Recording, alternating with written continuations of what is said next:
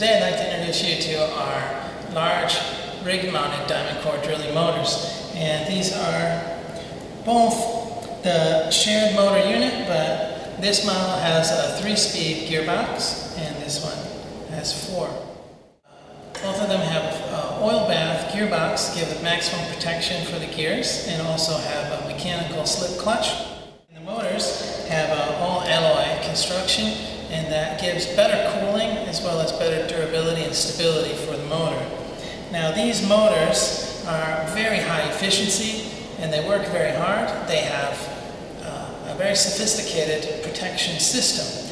So we have the load warning system, which basically gives you feedback, and the motor can talk back to you and tell you what it's doing. Because as you're drilling, you're putting pressure on the feed handle. If you're pushing too hard, the warning system will slow the motor down, and you'll immediately know to let off. Don't push so hard, and it will just keep going. It'll restart and keep going.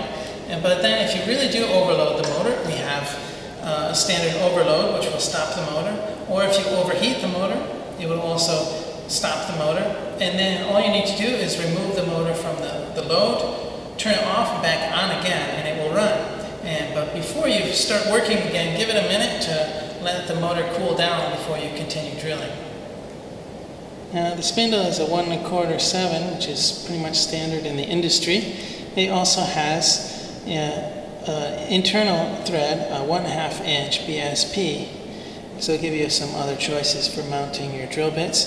This is the anti-seize ring, which keeps the motor from the bit from getting stuck on the arbor. And this is where we fit our water feed. Each model comes with a water feed kit, and it threads right in here. And these are quick replaceable seals. All you need to do is remove these 3 screws, and it makes it easy to replace your water seals.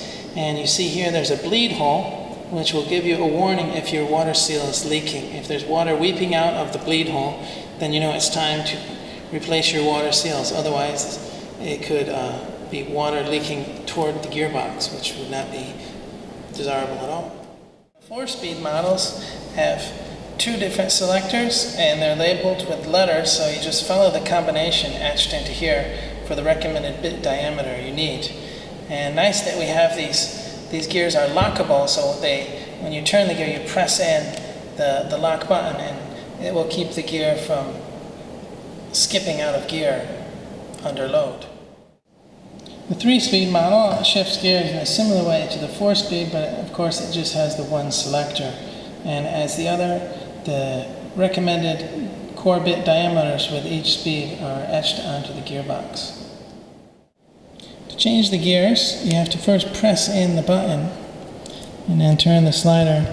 And sometimes it helps to turn the arbor a little bit as you're turning. You can see here that the lock button is still sticking in. That means the gear is not fully engaged yet.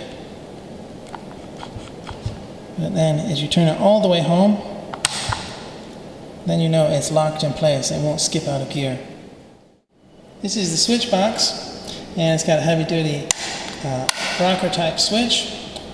And for horizontal drilling, there's a spirit level, and there's another exactly like it on the other side. And for vertical drilling, we've got a bullseye level here. And it's really convenient here for having the tail handle for moving the motor around.